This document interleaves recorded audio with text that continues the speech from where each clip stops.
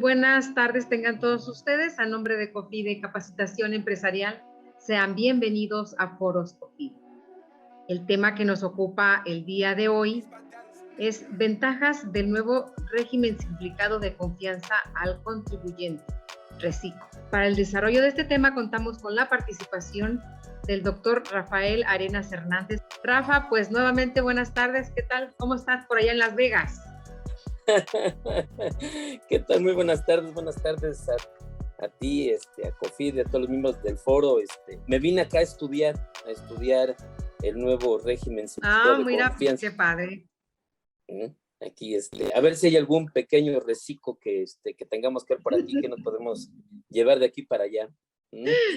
Exacto, muy bien. Oye, pues muy buen lugar para estudiar, ¿no? ¿O cómo ves? Pues la verdad sí, como es una ciudad que nunca duerme, puedo estudiar o en la mañana, o en la tarde, o en la noche. A la hora que tú quieras. ¿Ah? Sí, se me hizo raro porque tú siempre estás en tu estudio con micrófonos y todo un montaje que tienes, ¿no? Entonces Sí. ahora, pero fíjate lo benéfico de tener toda la parte de línea, ¿no? O sea, puede estar en cualquier lugar del mundo y aquí estamos, pues, conectaditos. Sí. Afortunadamente es parte de lo bueno que nos permite hoy por hoy la tecnología, una verdadera maravilla esto. Así es. Oye, Rafa, pues, ¿qué te parece que entremos de lleno con nuestra agenda que tenemos el día de hoy? Claro que sí, por supuesto. Muy bien. Oye, Rafa, y bueno, pues entonces, ¿nos puedes decir estos antecedentes? ¿Por qué este régimen? ¿Cuáles salen? ¿Qué pasa con el régimen simplificado, que era simplificado, y el régimen de incorporación fiscal? ¿Qué pasa con estos dos regímenes? ¿Vienen a sustituir este nuevo régimen o qué es lo que sucede? ¿Qué es lo que sucede? Bueno, pues mira, los antecedentes se pueden remitir, yo creo que a muchos más años, 20, 30 años, que siempre han sido regímenes en donde son aplicables a los pequeños, ¿no? A la chiquillada, diríamos nosotros, ¿no? A la chiquillada. Cuando mandan la propuesta, la iniciativa de reforma, sobre todo a la ley de impuesto a la renta, bueno, hacen allí diferentes criterios, diferentes motivos por los cuales pretenden hacer este cambio. Bueno, perdón, ya no pretenden. El día 12 de noviembre fue publicada, obviamente sabían que los contadores íbamos a estar descansando todos estos días. El día 12 de noviembre ya fue publicado en el Diario Oficial de la Federación este decreto, el decreto por el que se reforman, adicionan y derogan diversas disposiciones en materia de ISR, de IVA, de IEPS y Código Fiscal de la Federación, que también es parte de lo importante, que va un poco amarrado con este nuevo régimen simplificado de confianza. ¿Qué podemos decir de cuando es el régimen de pequeños, cuando empieza el régimen de pequeños, en donde había un gran problema de deducción hacia los que adquirían estos bienes y servicios de los pequeños contribuyentes, tratan de invitar a todos estos pequeños a que se incorporen a este RIF, al régimen de incorporación fiscal. Que bueno, dicho sea de paso, y hay que ser muy claros porque incluso la autoridad hacendaria lo dijo, el RIF empezó a ser un régimen de planeación fiscal, ¿no? Un régimen de planeación fiscal porque las personas físicas que se van incorporando a este régimen tienen 10 años para estar en este mismo régimen, en donde viene una tasa, es la misma tasa de impuesto a la renta, pero el beneficio de pagar cero impuestos, es decir, un 10%, un 100% de perdón en el impuesto que originen en el primer año. En el segundo año ya causan el 10% del impuesto y así sucesivamente hasta llegar al año 10, en donde ya no tienen ese beneficio y brincan al régimen general. En este régimen de incorporación fiscal permite, entre otras cosas, que tengas un ingreso de 2 millones al año el primer ejercicio fiscal y no pagar el impuesto sobre la renta, el crédito del 100% de impuesto a la renta.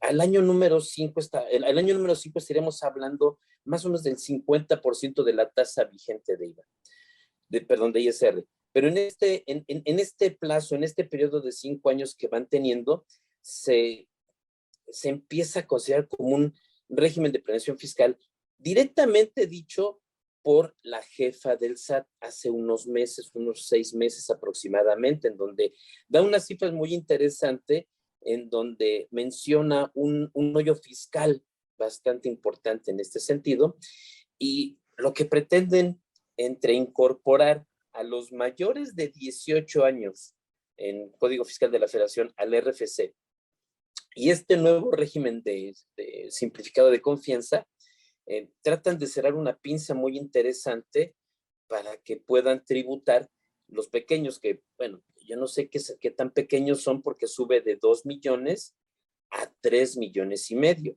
Y adicionalmente se migra también para personas morales, es decir, personas físicas optativas, personas morales obligatorias.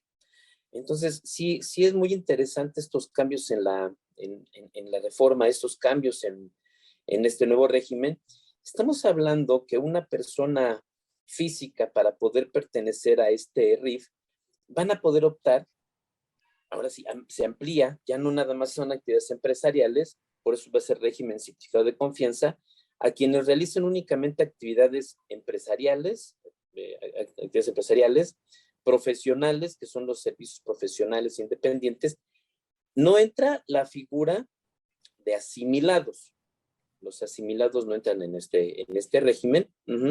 Y el régimen de arrendamientos, que tengan ingresos propios que no excedan de 3 millones y medio. Estamos hablando de un promedio diario de 9,589 pesos de ingresos que tienen las personas físicas para poder pertenecer a este nuevo régimen. Entonces, sí es bastante interesante la migración. ¿Quiénes van a poder migrar? Por supuesto, los que estén en este supuesto, que estén inscritos o que soliciten su inscripción. Y algo muy, muy, muy importante, los que se encuentren en el RIF después del 1 de septiembre de este año no van a poder ingresar a este nuevo reciclo, ¿sí? ¿Por qué? Obviamente para evitar temas de planeación fiscal. Entonces, mandan la reforma el 8 de septiembre y dicen, los que estuvieron hasta el día 31 de agosto, hasta ahí hace el parteaguas, y en ese momento congela los que quisieran pertenecer al RIF, y del RIF poder optar por un RIF o por un reciclo. Entonces, los que estén allí en dados de alta en estos 2 últimos bimestres, septiembre, octubre, noviembre, diciembre, ellos brincan en automático a este nuevo régimen simplificado de confianza. No van a poder optar, ellos son los que brincan de manera directa. ¿De qué año estamos hablando? De este año, 2021. 2021. O sea, a ver, entonces, los que estuvieron hasta el 31 de agosto. Hasta el 31 de agosto. Así es. Esos no tienen la opción. No, esos son los que sí tienen la opción.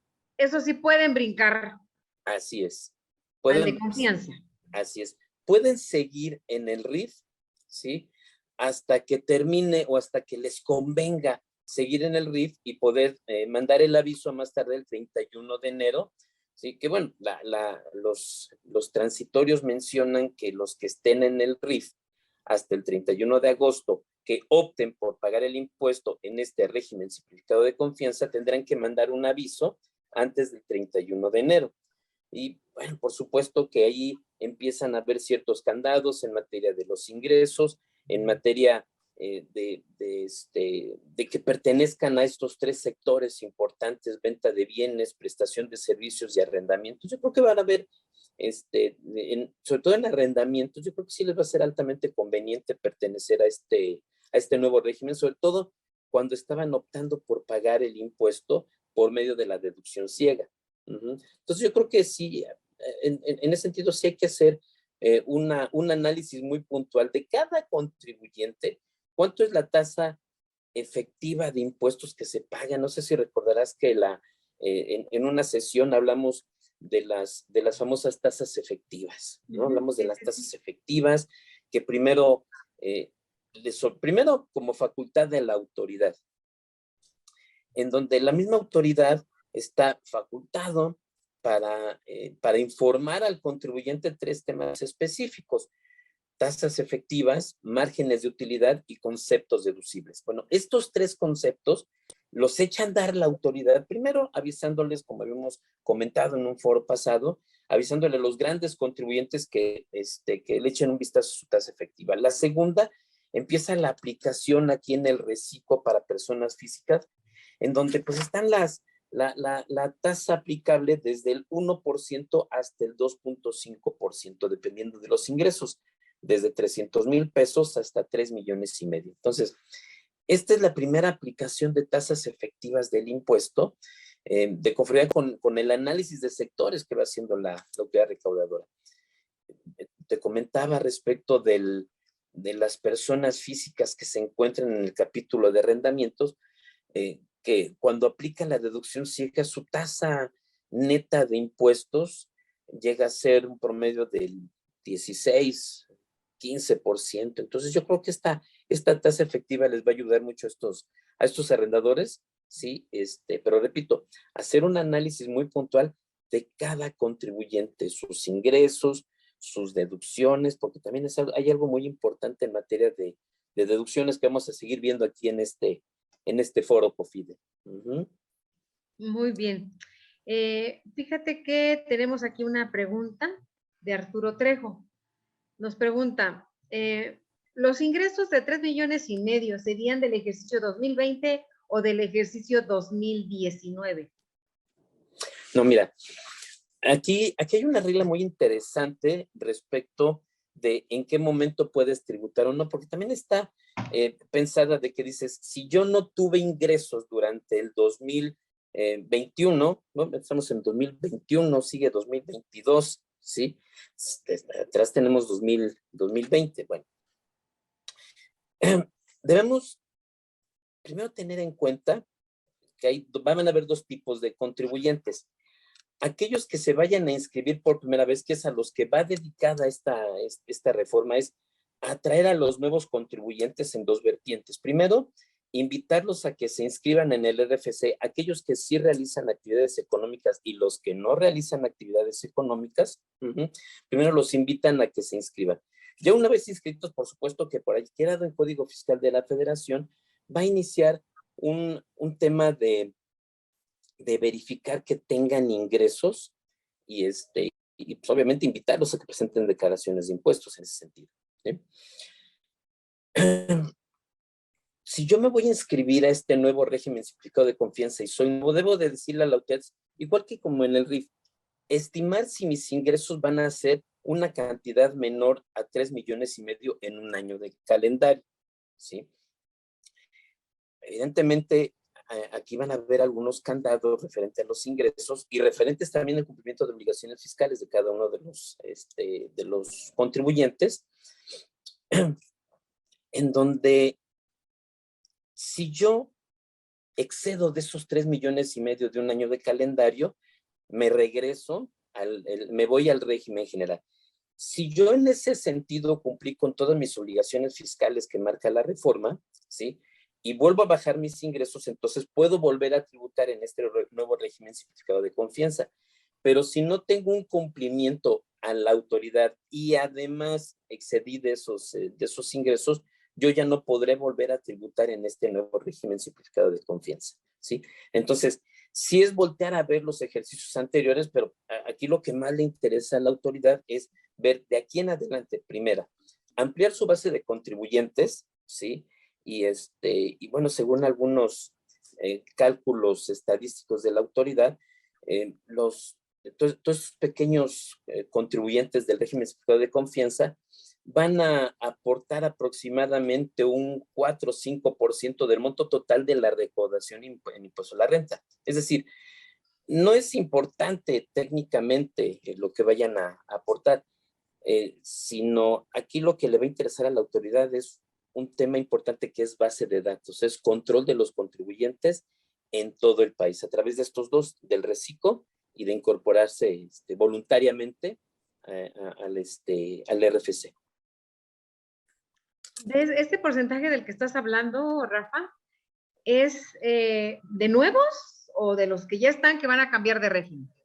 No, considera la autoridad que cuando cambien el régimen, estos nuevos reciclos, personas físicas, van a aportar cerca de un 4% del impuesto sobre la renta.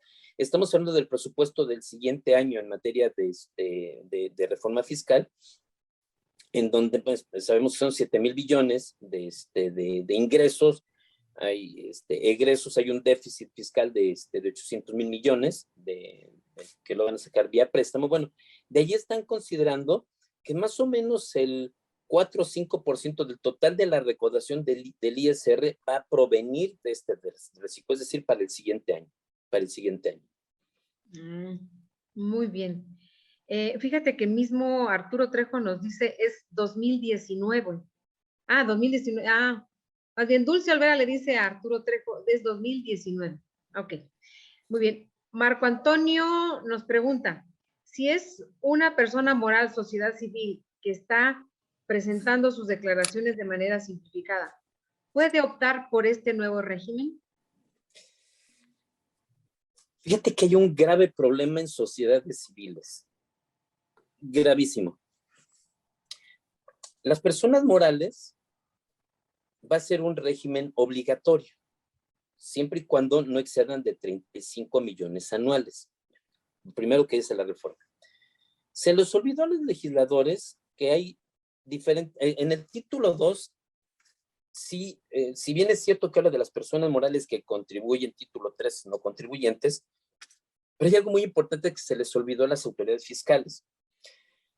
Una sociedad civil que reparte a sus socios o asociados anticipo a cuenta de remanente de esas utilidades, vamos a decirlo así, al final van a tener utilidades, se llama de otra manera que es un remanente, no está previendo en el régimen simplificado de confianza personas morales que se convierte en un régimen de flujo de efectivo acompañado de extinción de las obligaciones, ¿sí? Porque también toca el tema de que también se van a considerar ingresos en efectivo o ingresos efectivamente percibidos cuando el interés del acreedor queda satisfecho mediante cualquier forma de extinción de las obligaciones. Son 17 las que tenemos, son 4 de cumplimiento, 3 de transmisión y 17 de extinción de las obligaciones en personas morales. Bueno, ¿qué sucede allí? La ley de impuesto a la renta permite que la distribución de esos anticipos a cuenta de rendimientos que tienen los miembros de las sociedades civiles, los disminuyas de tu pago provisional, evidentemente para no pagar el impuesto. Las sociedades civiles están diseñadas para no pagar el impuesto corporativo, pero sí pagar un impuesto por parte de los mismos integrantes. Ahora, ¿qué sucede allí? Que los anticipos a cuenta de remanente no son deducciones fiscales, son nada más anticipos, el cual tiene un tratamiento de impuesto sobre la renta, de una retención de impuesto sobre la renta, vía asimilados. ¿Cuándo se convierten en deducciones fiscales? Al cierre del ejercicio en las sociedades civiles, ¿sí? Entonces, yo creo que la autoridad, antes de que termine el año o en reglas, va a tener que decir que efectivamente estos anticipos a cuenta de remanentes se les deberá de dar un tratamiento de deducción fiscal dentro del mismo mes o dentro del mismo periodo en donde la persona moral realice estas actividades, tenga sus ingresos y tenga sus deducciones. Entonces, para las personas morales se convierte en un régimen obligatorio, incluyendo las sociedades civiles. Sociedades contadores, abogados, arquitectos, esas sociedades civiles. El problema va a ser cuando distribuyan esos anticipos a cuenta de remanente. Muy bien. Bueno, si me permites, Rafael, mira, comentarle a nuestro auditorio, por favor, siéntanse en confianza de hacer las preguntas que ustedes consideren conveniente. Esta sesión es de ustedes, que Rafael seguramente sin ningún problema nos las contestará. Por favor, siéntanse en confianza. Muy bien, pues continuamos, Rafa, con nuestra agenda. Podemos considerar que es la aplicación práctica de la fracción 1, inciso J, del artículo 33 del Código Fiscal de la Federación, Rafa. Así es, absolutamente, las tasas efectivas del impuesto. Y fíjate, y además no únicamente las tasas efectivas, porque esa fracción me habla de estos tres conceptos: las tasas efectivas, los márgenes de utilidad y los conceptos deducibles. ¿Qué podemos hablar en ese sentido de la parte de conceptos deducibles en el caso, por ejemplo, de las personas morales y de las personas físicas? Bueno, en las personas físicas no existen. No existen las deducciones para efectos del impuesto a la renta. Por ahí, desde la exposición de motivos, la autoridad se atrevió a decir, como se ha atrevido a decir en los últimos 3 años, respecto de que, bueno, pues no necesitan abogados, después no necesitamos ingenieros, no necesitamos arquitectos, bueno, ahora no necesitamos contadores, ¿no? Bueno, y dice, no necesitan contadores porque el ingreso que tú tengas le excluyes el IVA, entonces dice tal cual la reforma, le quitas el IVA y le aplicas la tabla, la tabla mensual o anual, que es una tasa efectiva del impuesto. Olvídate de las deducciones, sí, olvídate de las deducciones. Sin embargo, sí es olvídate de las deducciones, pero no tanto, porque la reforma está coja.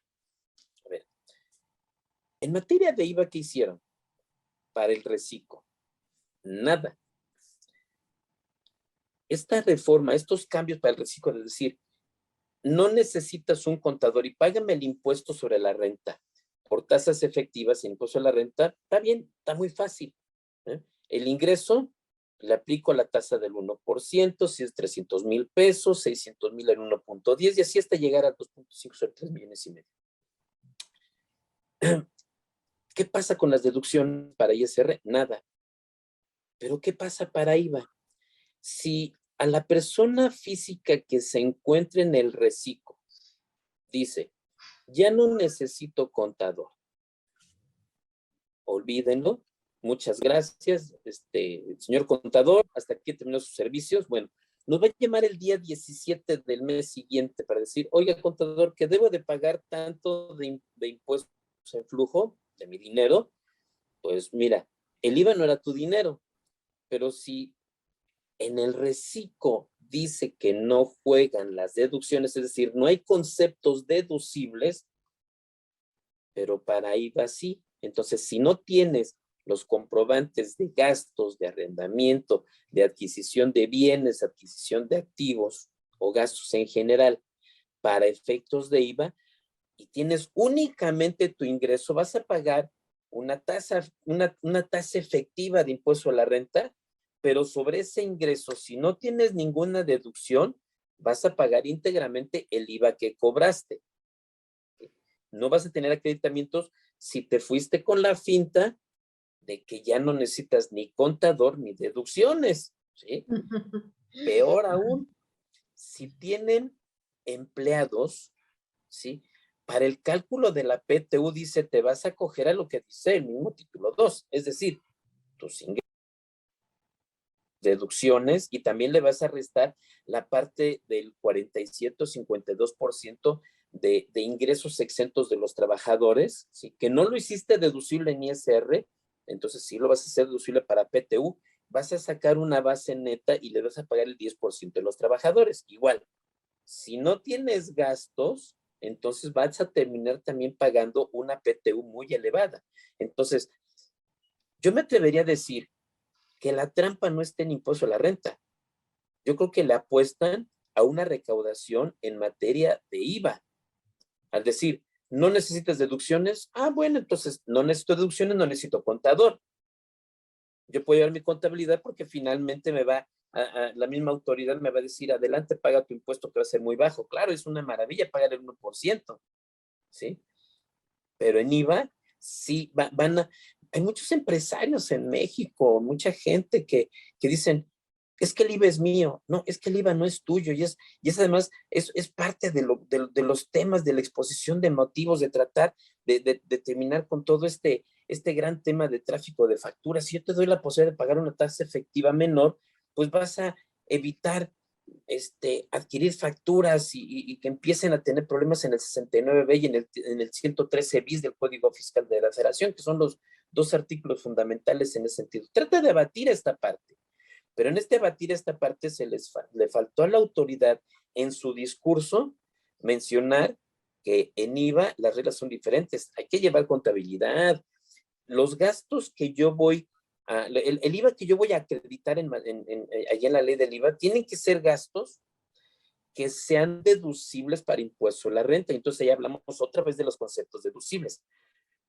Una cosa es que yo los deduzca en impuesto a la renta y otra cosa es que sean deducibles para impuesto a la renta. Eso lo vemos, por ejemplo, en materia de arrendamientos. En materia de arrendamientos, la persona física tiene sus ingresos por arrendamientos y paga su impuesto aplicando la deducción ciega del 35% y le aplica la tasa de impuestos. Pero en materia de IVA, si tiene gastos afectos a IVA, los puede acreditar ese IVA si es que está rentando inmuebles comerciales, lo puede acreditar aunque no lo deduzca. La regla no es que lo deduzcas, la regla es que sean deducibles para impuesto a la renta. Entonces, eso es un tema bastante interesante que hay que tener en cuenta y que hay que sopesar como contribuyentes en cualquiera de estos regímenes para saber, ¿no? Realmente cómo debo de hacerle, si me conviene pasarme, si no me conviene pasarme, qué es lo que ya debo de hacer para poder integrarme a este nuevo reciclo si es que me conviene. Sí. Oye, Rafa, pero fíjate que tú comentabas algo muy acertado. Si el sentir de la autoridad es que ya no haya, que ya los contadores, que ya prescindan este régimen de los contadores, tú decías, bueno, el IVA está bien, pero ¿y si tienen gente que colabora con ellos, asalariados? ¿Quién les va a hacer la nómina? ¿Cómo les vas a retener el impuesto? ¿Quién va a timbrar esa nómina? O sea, no es tan sencillito que los contribuyentes lo puedan hacer solitos, pues. No, evidentemente que no. Se atrevió a decir, ¿no? Digo, en la exposición de motivos dice, casi, para que no gastes en contador, te voy a dar la oportunidad de que pagues una tasa muy aceptable, una tasa de impuestos muy aceptable. Pero hay mucho trabajo detrás de él, temas obviamente de planeación, ¿no? No es únicamente Claro. Claro, el contador no nada más determina el ISR. No. También determina el ISR de los colaboradores de la nómina, el IVA. Es, el IVA. Las contribuciones locales. Claro, el seguro social. Claro, ahora todo eso págalo en la plataforma, como debe de ser. O sea, yo creo que esa opinión no es muy acertada por parte de la autoridad.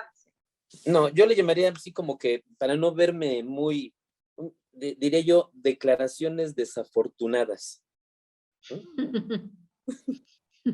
Muy bien. Oye, pues tenemos aquí otras preguntas. Sandra Moreno nos comenta, ¿qué va a pasar en este nuevo régimen con las pérdidas pendientes por amortizar para los pagos provisionales? Ok, la misma regla menciona, fíjate que ese tema, como es un tema bastante práctico, yo le invitaría mejor que se apunte al curso porque vamos a ver numeritos al respecto. Ah, muy bien, mira qué interesante. Ahorita les vamos a lanzar un buen descuento, Rafa, para que se animen. ¿Qué te parece? Órale, me late, y ahí les solventamos estas dudas adicionales que puedan tener. Muy bien, pero bueno, sí nos podrás contestar ¿qué pasa con qué pasa con este nuevo régimen, con las pérdidas pendientes por amortizar para los pagos provisionales? Así es. Y ahorita les decimos el descuento que vamos a tener. Ok, bueno, mira, sí está mencionando ciertos aspectos de aplicación, ¿no? En que pueden en los siguientes 6 meses hacer esa aplicación de pérdidas fiscales, hacer la amortización. También, a mí no me preocupa tanto las pérdidas fiscales, eso también es un tema que ven las personas morales fundamentalmente, En este régimen, para empezar, no te está contemplando el que puedas tú tener una pérdida fiscal, ¿sí? Pero sí te va a considerar que puedas tú amortizar esta pérdida fiscal hasta que te la acabes, pero no va a poder ser aplicable el que tengas una pérdida fiscal, ¿eh? Porque al ser un régimen de flujo de efectivo, no, hay que tener aquí en consideración, ¿te acuerdas del famoso IETU? El impuesto, Uy, sí. es, bueno, ok, es para ser un régimen similar. Lo que sucede es que en el mismo IETU hablaba acerca de algunos créditos adicionales. Entonces, que se le va a dar un tratamiento adicional de crédito, que lo puedas ir amortizando, pues, obviamente, hasta que se acabe. Una vez que se acabe, por supuesto que seguirás pagando, vas a adecuarte ya a estas nuevas reglas en donde no existe una pérdida fiscal. Porque no está contemplado el hecho de que tengas deducciones mayores que los ingresos. Está contemplado que tengas ingresos superiores a los gastos, pero no está contemplado en este régimen que tengas una situación inversa. Entonces, te acabas la pérdida, vas a poder aplicar para equiparar ¿cómo se llama? Las depresiones fiscales, ¿sí? Porque también hay cambios en las depresiones fiscales. El mobiliario y equipo sube al 50%, por ejemplo, la depreciación. También va a haber un tratamiento especial en aquellos bienes que hayas adquirido en este cuatrimestre. Bueno, pues sí hay sus particularidades. Sí vamos a poder amortizarlas, pero ya no van a existir. No está prevista la existencia de las pérdidas fiscales. O sea, aquí o ganas o ganas. Así es. Por eso la aplicación del Código Fiscal de la Federación en materia de tasas efectivas, conceptos deducibles, márgenes de utilidad. Es decir, se va a ir la autoridad con esos tres conceptos. Empezó con los grandes contribuyentes, invitándolos a revisar sus operaciones 2016 para acá, pero nunca invitó a los pequeños. ¿Te acuerdas que en esa ocasión comentábamos de que era para todos, pero nada más empezó por los grandes contribuyentes? Bueno, fue por ahí, por julio, creo, si mal no recuerdo, tuvimos la plática. Sí, sí. Bueno, Sí. entonces, ahora dice, bueno, ahora ya que les mandé el mensaje a los grandes, ahora le mando el mensaje a los pequeños. Ese mensaje a los Oye, pequeños. pero fue muy rápido, ¿no? ¿No fue muy rápido, no, Rafa? Así es. Sí, o sea, Así fue un periodo muy rápido, o sea, porque me acuerdo que en aquel entonces que lo comentamos, dijiste, bueno, pues empezó con los grandotes y poco a poco irá permeando, incorporando otros contribuyentes, ¿no? Para las tasas efectivas. Pero aquí ya fue muy rápido, pues, ya llegó a los chiquitos. Ya, directamente. Bueno, y ahorita, por ejemplo, llegó no únicamente a los chiquitos, también le volvió a pegar a los grandotes en materia de dictamen fiscal, ¿no?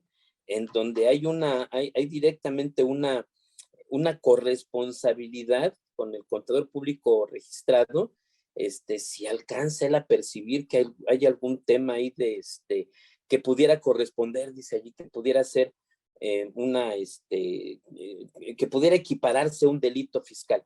Que hablando de delitos fiscales, este nuevo reciclo en personas físicas, pues bueno, allí hay malas noticias, hay muy malas noticias.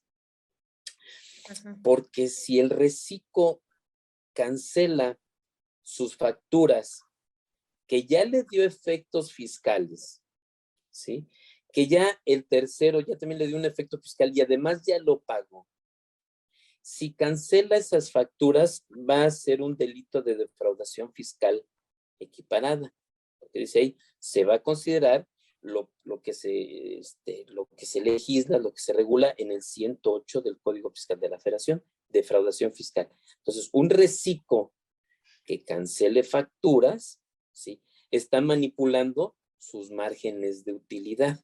Por eso son temas que tenemos que tener muy claros, estos márgenes de utilidad, tasas efectivas y conceptos deducibles.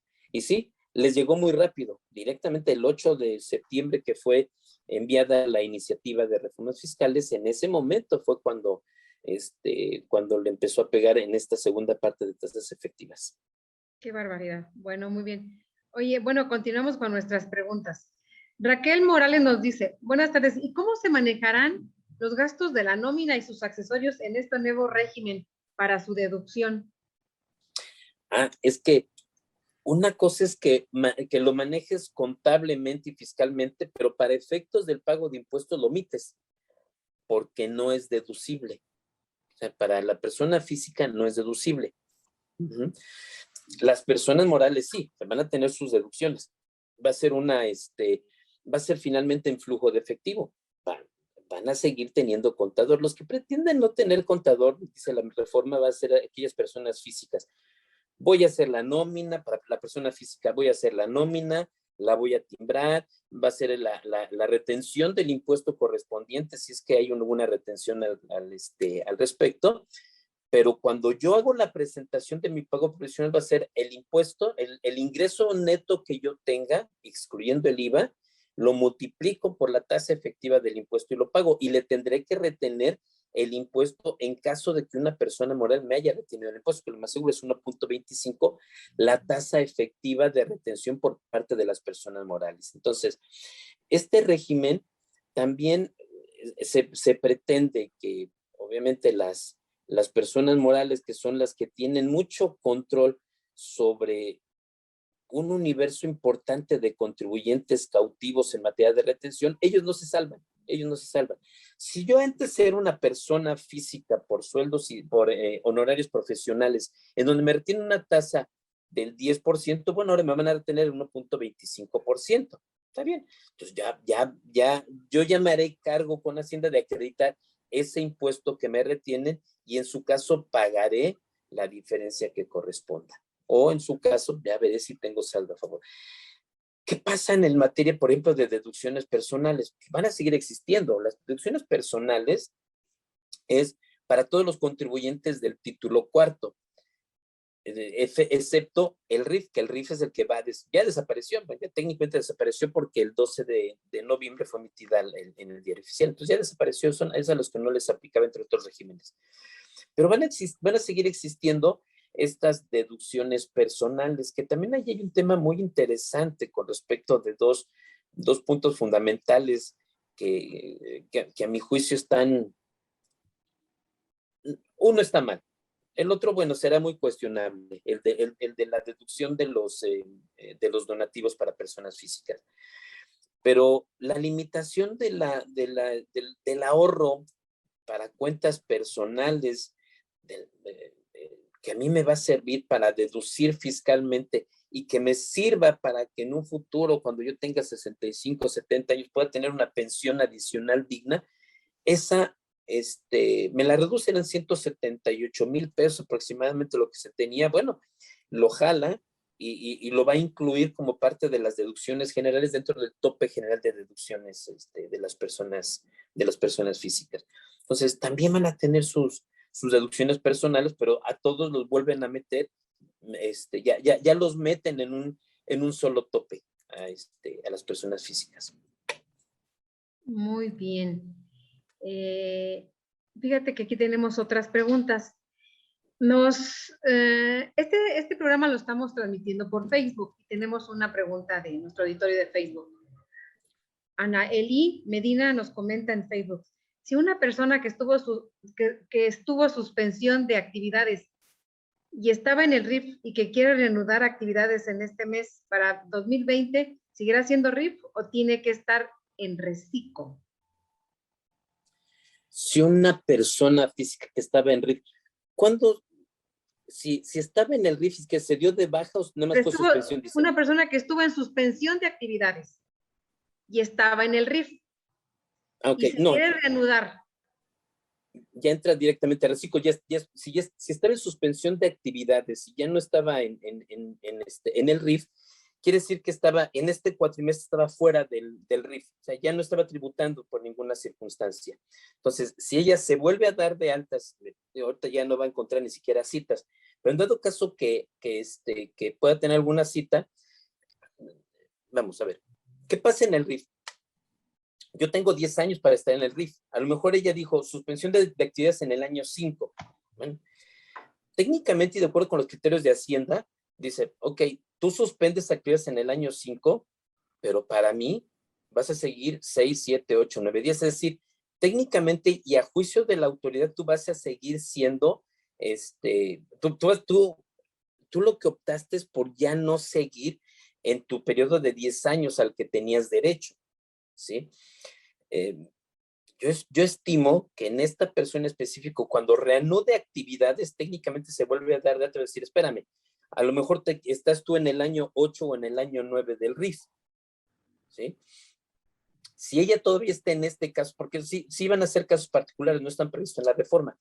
Si son casos particulares, yo creo que lo más seguro y lo que le va a decir Hacienda es, oye, pretendes seguir en este RIF, a lo mejor te quieres regresar como si fuera tu año 1 porque te diste en suspensión de actividades, lo más seguro es que lo mande al reciclo, lo más seguro. El pasado 8 de septiembre de 2021 fue presentado por parte de la Secretaría. Perdón. Sí.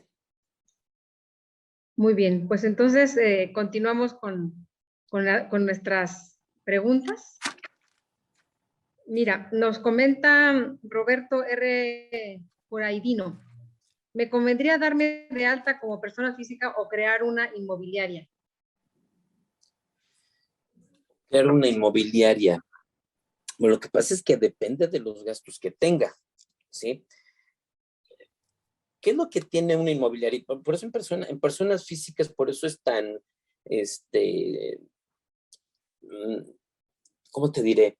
Tan aceptable en personas físicas, por la tasa efectiva de impuestos que paga. A ver, si se va una persona moral, ¿qué hace la persona moral? Va a pagar por coeficiente de utilidad, ¿sí? De entrada. Digo, obviamente a la luz del título 2, ¿no? En el régimen general.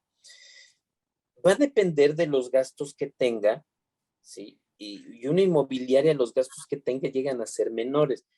Generalmente los contratos de arrendamiento mencionan que sí, las reparaciones van a ser a cargo del propietario, pero uno no repara los inmuebles que se están ocupando cada mes. Entonces los gastos que tiene son menos. Es una inversión fuerte, tengo el inmueble, lo pongo en renta y me olvido, ya no tengo mayores gastos.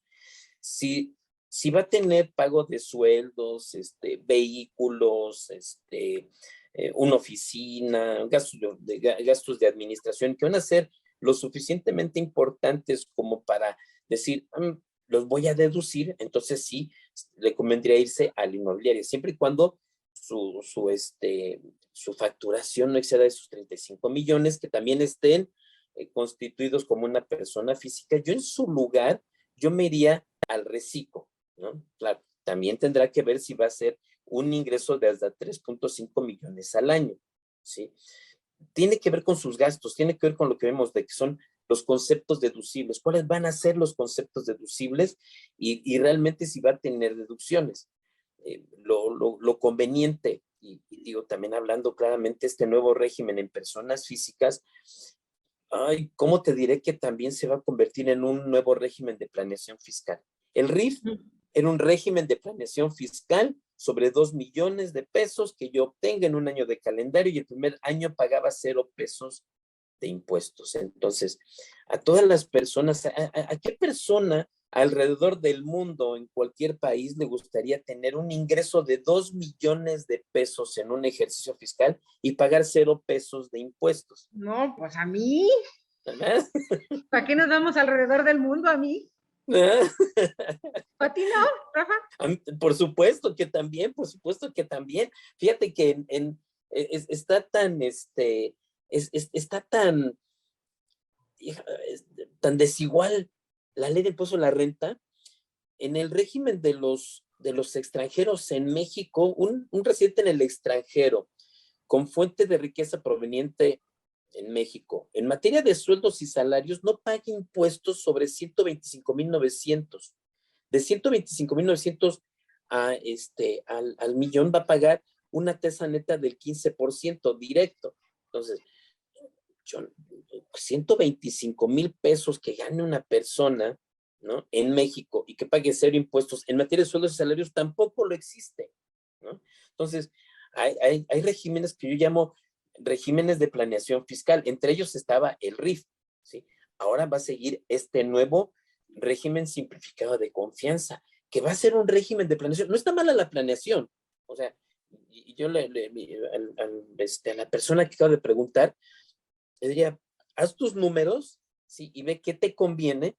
Si vas a tener muchos gastos, ¿no? Entonces, ver si te vas a un régimen general y pones los candados para que no estés en el reciclo y te vayas al título 2, o te vas directamente como persona física, porque a lo mejor ya tienes los bienes. Además, ese es un tema muy interesante. En México estamos acostumbrados a que cuando inicia un negocio, ya inicia con bienes o activos que ya traemos desde nuestra vida personal, ¿no? Yo cuando inicio el despacho hace casi 30 años, lo inicié, por ejemplo, con el escritorio que yo fabriqué en la secundaria, imagínate. Yo tenía un activo fijo allí, ¿no?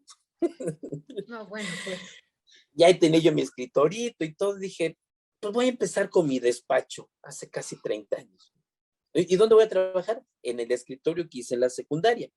No lo iba a hacer deducible, pero ya existía, ¿sí? Entonces, la gran mayoría de los empresarios en México, personas físicas por actividades profesionales o empresariales, ya inician con un patrimonio que lo traen o que es con el que van a iniciar ese negocio y que no lo van a incorporar bajo ninguna circunstancia a su contabilidad. Bueno, hay que ver ese parteaguas, qué es lo que ya traen y en su caso, qué es lo que van a invertir. Y eso que van a invertir, hay que recordar que si yo ahorita digo, voy a comprar un carrito para mis actividades profesionales y en enero me doy de alta, pues va a haber un efecto fiscal importante, porque ahorita lo estoy comprando como una persona física que no tiene ningún tipo de actividad económica, que son actividades profesionales. Cuando llega enero y me doy de alta, dice, ok, este es tu punto de partida. Oye, pero es que yo traía un vehículo. Sí, pero era de tu patrimonio personal, no era de tu patrimonio empresarial y profesional, que son dos temas diferentes. Entonces, aquí lo importante es, ¿qué traigo? ¿Qué es lo que tengo? Que no voy a poder hacer ninguna imputación fiscal, ¿sí? Y después, ¿cuánto es lo que voy a invertir para que de aquí en adelante, en el mismo reciclo, saber si me conviene o no me conviene? O sea, es un tema de muchos números, es un tema de empezar a analizar números por cada persona, por cada sociedad, por cada empresa, cuáles son los candados, si quito los candados, si dejo los candados, porque la autoridad por oficio el 31 de enero nos cambia, por oficio. Muy bien. ¿Sí? Marco Antonio nos pregunta, si una persona física es socio de una SC y no ha tenido reparto de remanentes, ¿esta persona física puede estar en el nuevo régimen? Fíjate que habla acerca de socios, accionistas o integrantes de las personas morales o que sean partes relacionadas. Aquí hay un tema muy importante y muy delicado. Van a haber muchos temas que tiene que aclarar la autoridad. A ver, una cosa es que yo pueda ser socio, accionista o integrante de una persona moral, que eso me lo menciona en el 113E, en el nuevo artículo 113E de esta ley de impuesto a la renta, me dice que no van a poder aplicar lo previsto en esa sección a aquellas personas físicas que sean socios, accionistas o integrantes de personas morales o cuando sean partes relacionadas. A ver, una cosa es que sea parte relacionada y otra cosa es que tenga operaciones con partes relacionadas, ¿no? La regla me marca directo, que sean partes relacionadas. Oye, ¿puedo ser parte relacionada? Pero no tengo operaciones. ¿Con qué? Con mi régimen simplificado de confianza que puedo yo tener allá como persona moral. Es muy común en México y es parte de los graves problemas. Es muy común en México en donde yo soy dueño de un inmueble, por ejemplo, y se lo voy a rentar a mi propia persona moral, ¿no? O se lo doy en contrato de comodato, como sea. O que tengo yo tengo un vehículo y se lo voy a rentar a la misma persona moral. No es pecado ser partes relacionadas. No es pecado tener operaciones entre partes relacionadas. El pecado es los valores con los cuales se transfieren las utilidades de una entidad jurídica a otra entidad jurídica, ¿sí? Por ejemplo, a lo mejor yo tengo un local comercial, no sé, sobre Insurgentes, ¿no? Soy el propietario. Y entonces, para efectos fiscales, digo, voy a tener allí mi sociedad, ¿sí? Y yo voy a ser el dueño del local y se lo voy a rentar a mi misma sociedad. Está bien. Oye, el precio de metro cuadrado que corresponde, debes de rentar el local en, no sé, 50,000 pesos. Pero lo rento en 300,000 pesos. Bueno, si no tienes sustentado el monto del arrendamiento entre las partes relacionadas, ese es el pecado, claro, a la luz de lo que debe ser la autoridad, que también por ahí hay algunos cambiecillos adicionales en materia de partes relacionadas. Entonces, lo que hace la autoridad es demostrar que tú estás fuera de esos parámetros de mercado, ¿sí? Ya abrió allí en personas físicas adicionalmente. Entonces, me dice que no puedo ser socio, accionista o integrante de persona moral para yo pertenecer a este régimen simplificado de confianza. Lo que quiere hacer es meter, ¿no? Decía en un foro anterior, meter al que hace la barbacoa, meter a la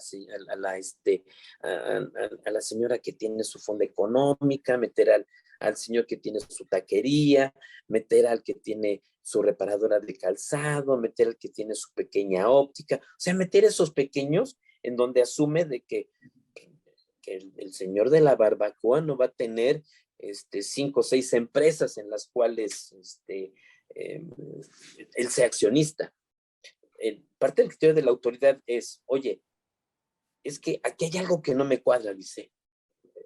Resulta con que tengo una misma persona física, ¿no? Que es socia accionista de 25 empresas, ¿no? Y la misma exposición de motivos, menciona respecto de qué pasa con todo eso. Eso ya en Código Fiscal de la Federación. Entonces, oye, hay una persona que tiene 25 empresas. Si tiene 25 empresas, ¿como para qué quiere ser régimen simplificado de confianza si tiene 25 empresas? ¿No? Sabemos que esa persona que tiene 25 empresas seguramente pues está ayudándole un tercero para que pueda hacer un conglomerado de empresas y hacer allí cierto tipo de operaciones. Entonces, sí hay un tema aquí muy interesante de que puedo ser yo una persona física que esté en el régimen simplificado de confianza, pero que tengo mi propia sociedad. Entonces, dice, si estás allí en ese supuesto, fíjate que no puedes pertenecer. O sea, quedas afuera.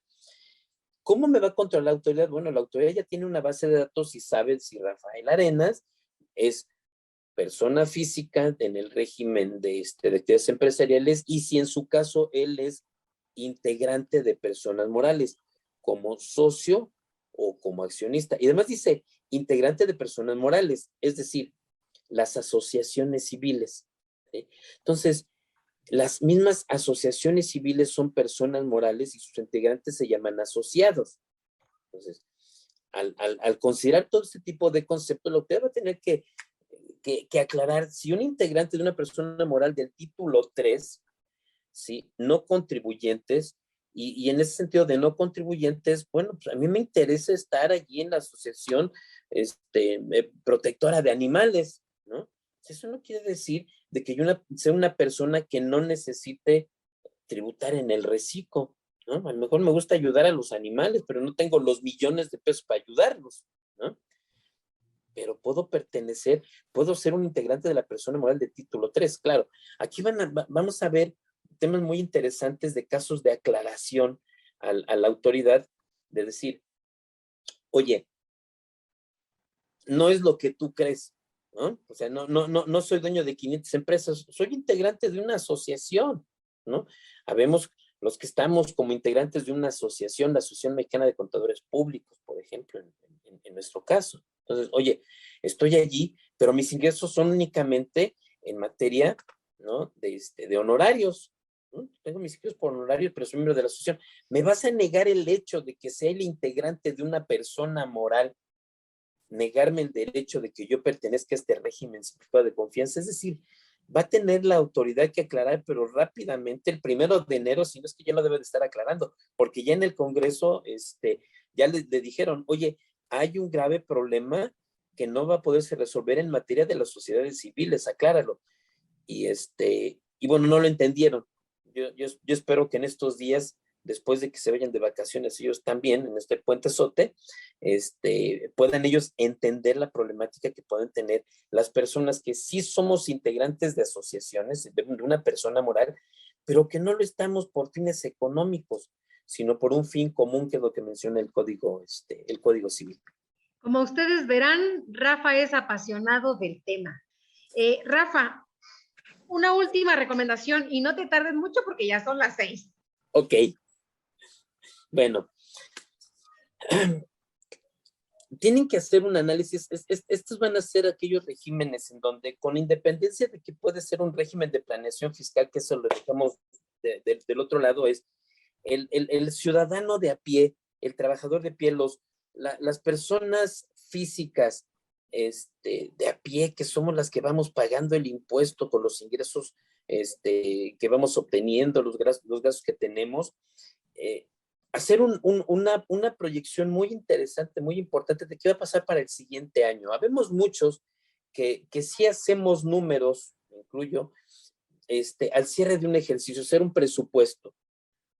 Yo sé que es muy difícil porque el futuro es incierto, ¿no? No sabemos si va a llegar aquí la cuarta ola y si nos va a pegar o no nos va a pegar, ¿no? Eso es muy, muy incierto. Pero sí saber, a ver, ¿cuáles son los ingresos que yo puedo tener para el siguiente año? ¿Cuáles son los gastos que yo voy a tener para el siguiente año? Esos gastos que yo voy a tener van a ser deducibles en este régimen.